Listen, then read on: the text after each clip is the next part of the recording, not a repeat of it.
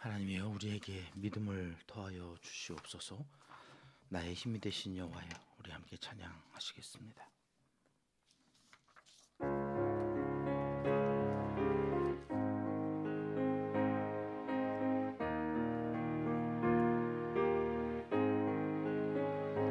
나의 힘이 되신 여호와여,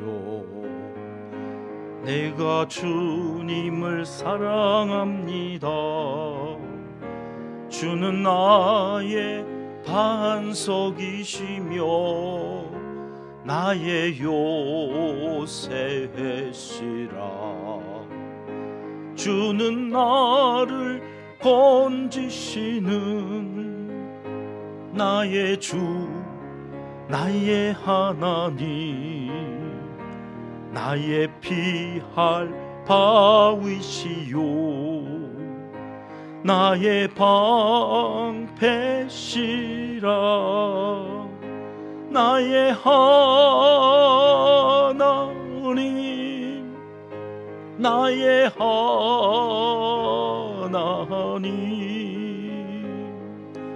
구원의 뿌리시요 나의 산성이라. 나의 하나님, 나의 하나님,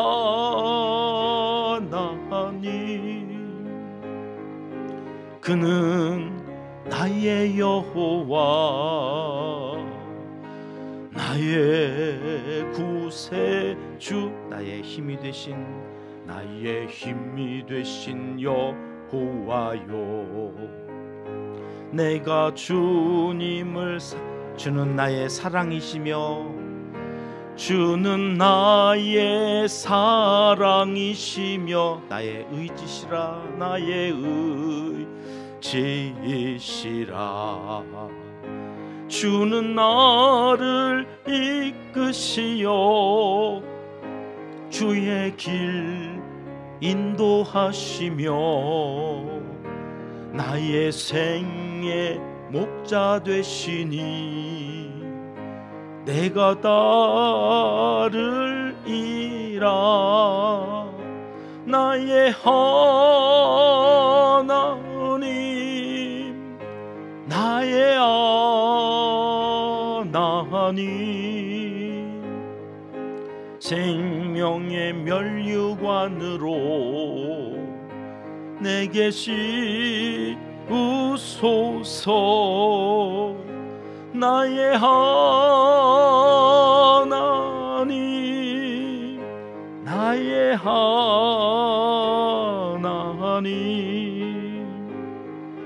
그는 나의 여호와, 나의 구세주.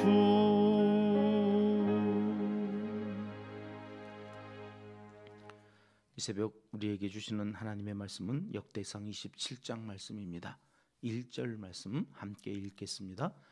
이스라엘 자손의 모든 가문의 우두머리와 천부장과 백부장과 왕을 섬기는 관원들이 그들의 숫자대로 반이 나누이니 각 반열이 24,000명씩이라.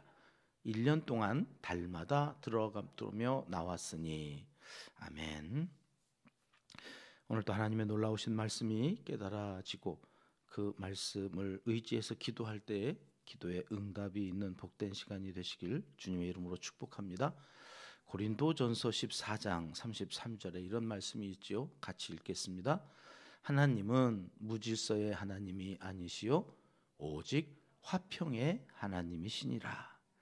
우리가 믿는 하나님이 어떤 분이시라고 성경은 말씀하시나요? 무질서의 하나님이 아니시다. 그러니까 질서의 하나님이다. 여러분, 우리가 믿는 하나님은 질서의 하나님이십니다. 질서라는 게 뭔가요? 있어야 할 것이 있어야 할 곳에 있는 게 질서다.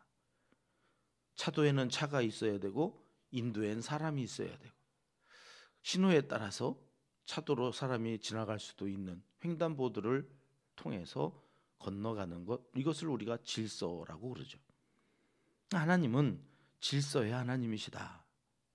사람도 있어야 할 곳이 있어서 그 있어야 할 곳에 있어야 된다. 그때에 만사가 어떻게 된다는 거예요? 화평하게 된다는 거죠.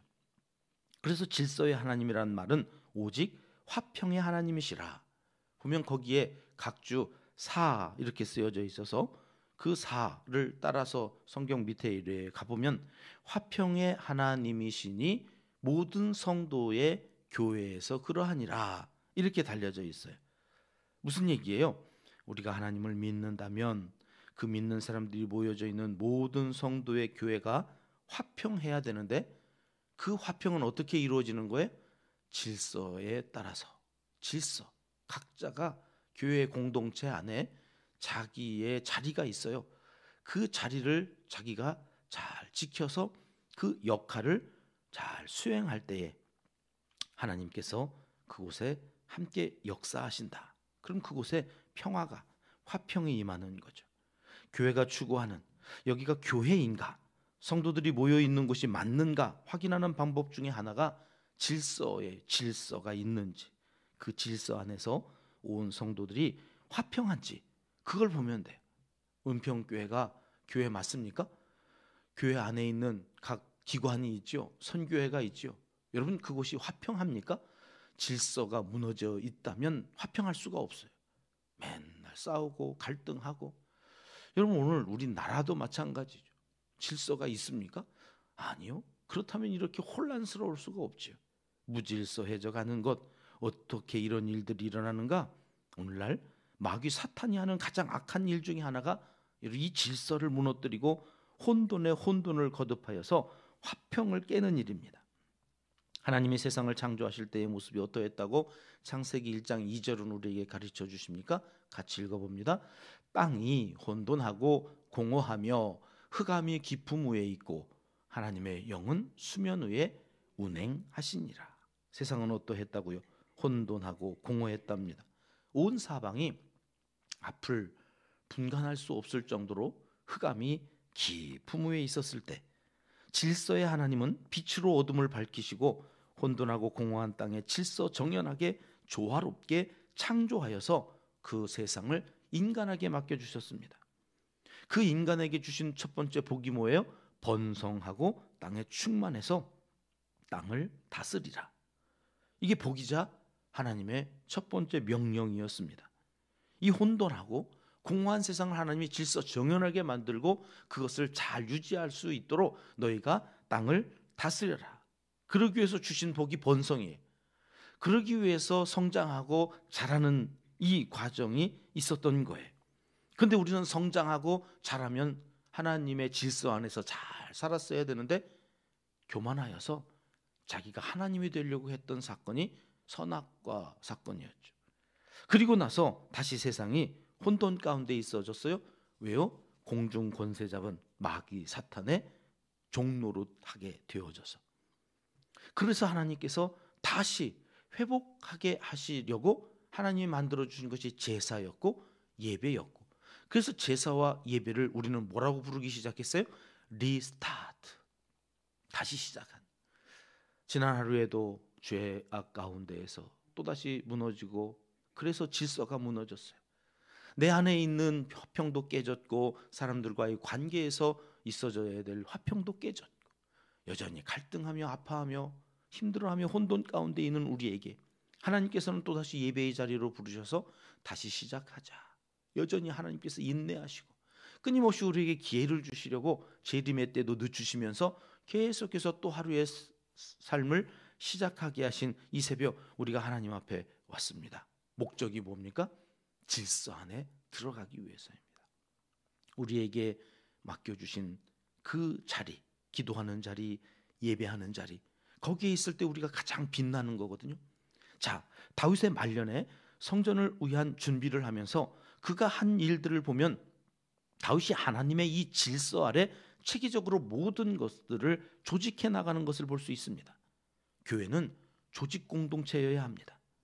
그 조직 아래 질서를 따라 체계적으로 움직이는 생명 공동체가 되어 영적 싸움을 모두가 함께 일사불란하게 대적할 그 대상인 마귀와 싸워야 하는 거예요. 근데 교회 안에 어느 날 어느 순간부터 함께 모아놨더니 마귀하고 싸울 생각을 안 하고 주들끼리 싸우고 앉아있어요. 주들끼리. 정작 싸워야 될 마귀하고 싸워야 될 힘이 없어요. 자기들끼리 싸우느라고 힘이 다 빠져가지고.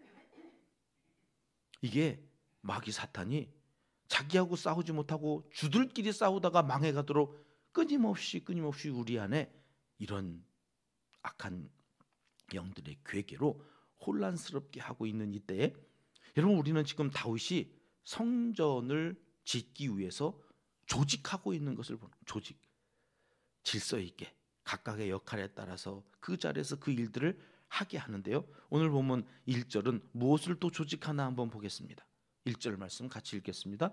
이스라엘 자손의 모든 가문의 우두머리와 천부장과 백부장과 왕을 섬기는 관원들이 그들의 숫자대로 반이 나누이니 각 반열이 24,000명씩이라 1년 동안 달마다 들어가며 나왔으니.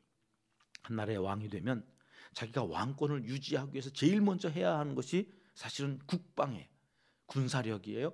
그리고 행정 관료들을 천부장, 백부장 다 행정 관료들로 정리를 해가지고 그들의 질서 안에서 나라를 유지하고 또 돌아가도록 이렇게 하는 것이 제일 먼저 해야 할 일 같은데, 늘 다른 왕들은 다 그렇게 했죠. 근데 다윗은 오늘 먼저 뭘 해요? 성전을 짓기 위한 조직부터 먼저 한 다음에 제일 끝에, 이제 다음 장부터는 다른 이야기가 시작되거든요. 오늘 27장에 와서야 이제 가문의 우두머리, 군대의 천부장, 백부장, 그리고 왕을 섬기는 이제 관원들을 조직하기 시작했다는 거예요. 이걸 거꾸로 했어야 될 것 같은데 그렇잖아요. 내가 왕위를 유지하기 위해서는 우선 나라 국방 그리고 행정 이거 먼저 다 해놓고 그 다음에 성전은 그 다음에 져도 되는 거잖아요. 나라가 있고 다음에 성전이 있는 거지. 근데 다윗은 지금 앞에 우리가 살펴봤잖아요. 성전 재료들 백향목 준비해놔. 그 다음 레위인들, 제사장, 찬양대, 문지기와 곡간 맡은 자들까지 다 정리해 놓고 나서야 이제 나라를 한번 돌아가게 하려고 국방력도 또 행정력도 갖추어 갔다는. 이걸 왜 거꾸로 했을까 보니까 이게 다윗의 믿음이었어요. 우선순위가 어디에 있다는 거예요? 전쟁에 이기고 지는 것, 한 나라에 흥하고 망하는 모든 것이 왕위를 유지하기도 하고 빼앗기기도 하는 그 모든 일들이 보니 자기가 한다고 되는 일이 아니라는 고백이에요. 무엇이 먼저예요? 하나님, 예배하는 게 우선이에요. 성전이 그래서 먼저 지어져야 된다고 생각을 하고 그거부터 준비하는 거예요. 이걸 거꾸로 하는 사람들이 있어요. 내가 있고 내가 대학 가고 내가 성공하고 내가 좋은 직장 간 다음에야 하나님이 영광 받으시. 아니요. 하나님이 영광 받으신 다음에 나의 삶이 하나하나 이루어져 가는 거예요. 이거를 다윗이 고백하는 거죠. 그가 마음으로만 말로만 한 게 아니라 삶에서 그렇게 실천하는 거예요. 아, 군대가 중요하지 않아. 하나님이 먼저야. 하나님이 지켜주셔야 그 군대가 나라를 지키는 거지. 시편 20편 7절 8절 이 다윗의 신앙 고백이거든요. 같이 읽어보겠습니다. 어떤 사람은 병거, 어떤 사람은 말을 의지하나 우리는 여호와 우리 하나님의 이름을 자랑하리로다. 그들은 비틀거리며 엎드러지고 우리는 일어나 바로 서도다. 여러분, 우리는 우리 하나님의 이름을 자랑하는 것, 여러분 이게 예배예요. 주일이면 산에 가지 않아요. 산에 간다고 건강이 지켜지는 게 아니라 예배에 드려야 하나님이 우리의 건강을 지켜주신다고 하는 믿음이 있으면 여러분 예배에 나오는데 사람들은 비웃죠. 운동해야 임마. 공부해 이 자식아. 너는 나보다 공부도 못하면서 주일날 일요일날 도서관에 와야지 그래. 교회 가서 예배 드리면 성적이 올라가냐? 저 고3 때 저보다 공부 잘하는 애가 저한테 직접 대놓고 그랬어요. 비웃었어요. 여러분 어떻게 될게요? 학력고사 당일날 걔는 내렸어가지고 한 과목 전체가 점수가, 그 뚜껑을 열어보니까 나보다 점수가 안 나왔어요. 여러분 비웃는 자들, 그들은 비틀거리며 엎드러지는 일이 와요. 근데 주일날 예배드리고 하나님께 맡기고 살아가는 자는 하나님이 일어서게 하셔요. 바로 서게 하셔요. 그러니 하나님의 이름을 자랑하겠다. 어떤 사람은 병거, 어떤 사람은 말을 의지하지만 그거 다 쓸데없는 거다. 이게 다윗의 신앙 고백이에요. 그래서 그의 말년에 그가 살아난 흔적대로 역대기는 하나님으로부터 질서가 다시 회복되어지는 성경이에요. 그거 안에서 망했거든요. 그거 안에서 바벨론의 포로로 잡혀갔다 이제 돌아와서는 이제 그것도 반복할래? 그러지 말자. 하나님 우선, 예배 중심, 성전 중심, 신앙 고백이 그렇게 돌아가면서 오늘 우리가 아침에 찬양 드렸던 시편 18편 2절 다윗의 고백이지요. 같이 읽어봅니다.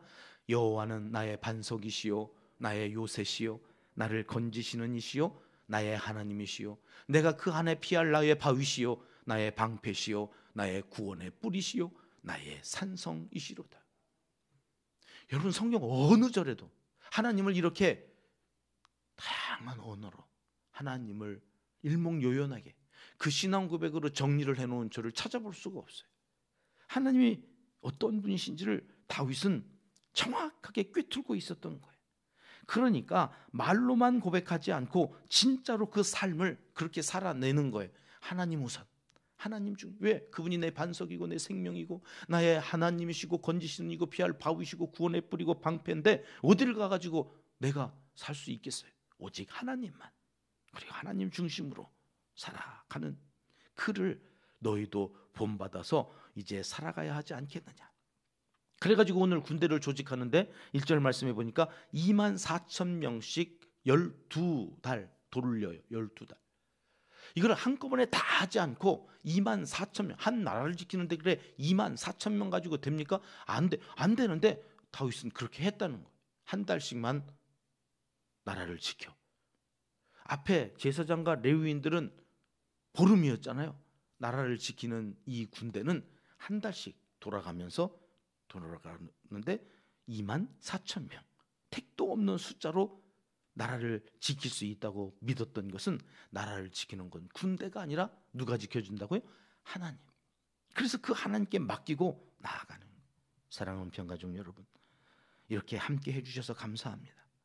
우리의 삶, 인생도 마찬가지입니다. 하나님이 지켜주셔서 이만큼 사는 겁니다. 전적으로 하나님께 맡기고 가는 믿음의 사람들이 되시기를 주님의 이름으로 축복합니다. 2절 3절 말씀 같이 보실까요? 시작. 첫째 딸 반의 한 장은 삽디엘의 아들 아소부함이요 그의 반에 24,000명이라. 그는 베레스의 자손으로서 첫째 딸 반의 모든 지휘관의 우두머리가 되었고, 12반의 모든 우두머리를 이 새벽에 살펴볼 수가 없어서 첫 번째 달에 그 역할을 감당하는 우두머리 야소부함만 오늘 정리를 해보려고 해요. 오늘 말씀해 보니까 이 야소부함이라고 하는 사람은 베레스의 자손이랍니다. 베레스가 누굽니까? 유다가 며느리 다말과 낳은 아들이 베레스입니다.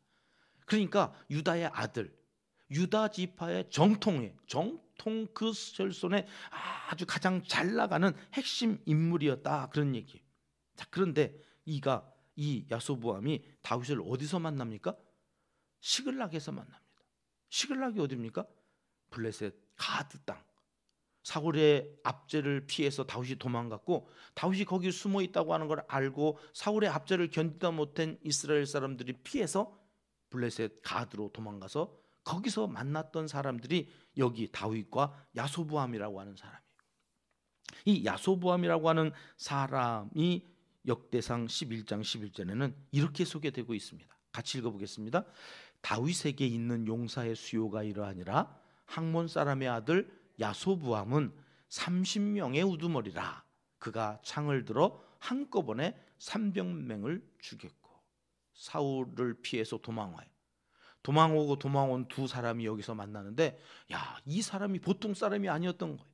창을 한번 휘두르면 한꺼번에 300명을 죽이를 아주 레전드예요. 전사예요, 전사. 그런데 그들이 어디서 만나요?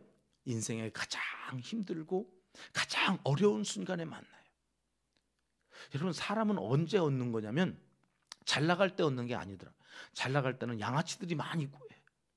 근데 정말 진짜 의리 있고 평생을 함께 할 만한 사람들은 어느 때 만나느냐? 내가 정말로 힘들고 어려운 인생 밑바닥에 있을 때.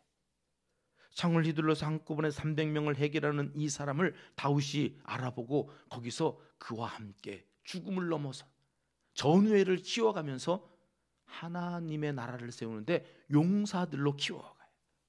여러분, 교회가 그런 곳이에요. 여러분, 잘 먹고 잘 살면 교회 안 와요. 뭐 아쉬울 게 없는데 뭘 기도해요. 근데 오죽하면 여러분, 교회 와서 보이지도 않는 그 하나님 의지한다고 하고 이 새벽에 잠도 안 자고 와가지고 기도하겠어요. 여러분, 여기 기도하는 그 사람들이 가지고 있어야 될 것이 뭐냐? 전우회예요. 합력하여 기도하는 이유가 거기에 있어요. 함께 한 기도 제목을 가지고 여러분, 영적인 대상 막한 마귀와 싸워서 여러분, 우리가 방패가 되어 주실 하나님, 우리를 건져 주실 하나님을 의지하고 오늘 하루도 나아가는, 우리가 여기서 기도할 때 거기서 역사하시는 그 하나님을 믿고 함께 한다고 하는 거기에 악한 영이 꼼짝 못하는 거죠. 힘들고 어려워서 나왔다고 하면 더더군다나 여러분, 함께 기도하는 사람들과 합심하여서 기도하는 거예요. 그래서 여기 함께 모인다고 하는 것이 얼마나 위대한 일인지 몰라요.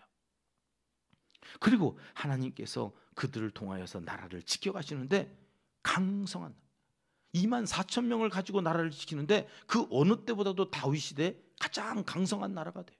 다윗이 이스라엘의 전성기를 누리는 거예요. 왜 그렇다고요? 하나님을 우선하여 하나님을 의지하고 살았더니 그 나라가 그렇게 되어졌다. 바벨론에서 포로로 돌아온 그 후손들에게 이걸 가르쳐야 된다는 거예요. 여러분, 그러면서 슬쩍 하는 듯 마는 듯 터치하고 가시는 게 있어요. 깜짝 놀랐어요. 야, 이 장에 이거를 왜 또 이야기하지? 24절 말씀이거든요. 같이 읽어봅니다. 수르야의 아들 요압이 조사하기를 시작하고 끝내지도 못해서 그 일로 말미암아 진노가 이스라엘에게 임한지라 그 수요를 다윗 왕의 역대지략에 기록하지 아니하였더라. 이게 무슨 사건이에요? 앞에 다윗이 인구조사한 사건이거든요. 그런데 오늘 여기 2장으로 오면 이 인구조사를 마치 누가 한 것처럼 기록하고 있냐면 수르의 아들 요압이 조사하기를 시작했대. 끝내지도 못했다. 그래서 진노가 임했다. 요압이 이걸 들었더라면 얼마나 화가 났을까. 아니, 내가 한 거 아닌데요.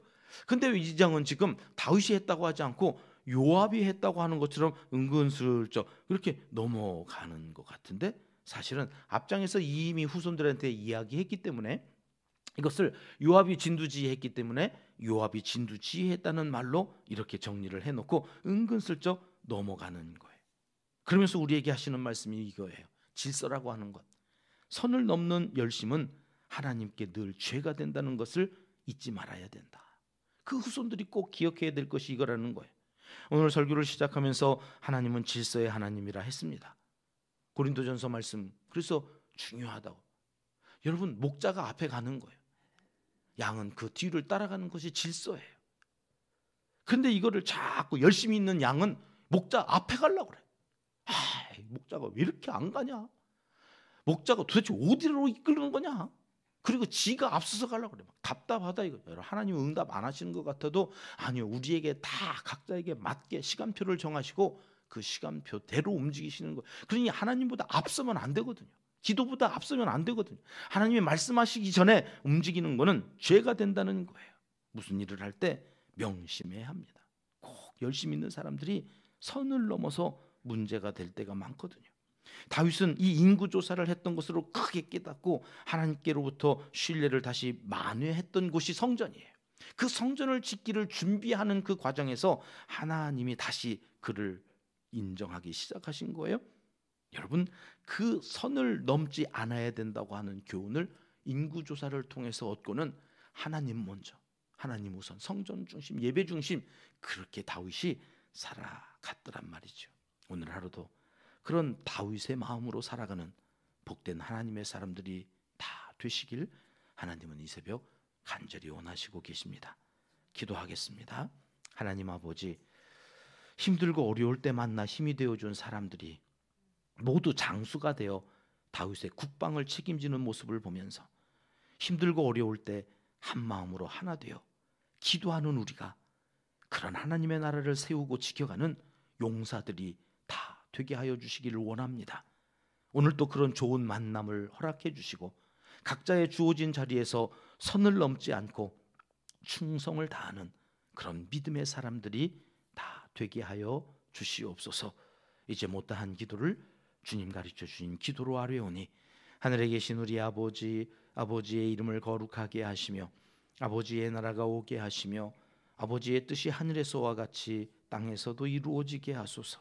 오늘 우리에게 일용할 양식을 주시고 우리가 우리에게 잘못한 사람을 용서하여 준 것 같이 우리 죄를 용서하여 주시고 우리를 시험에 빠지지 않게 하시고 악에서 구하소서.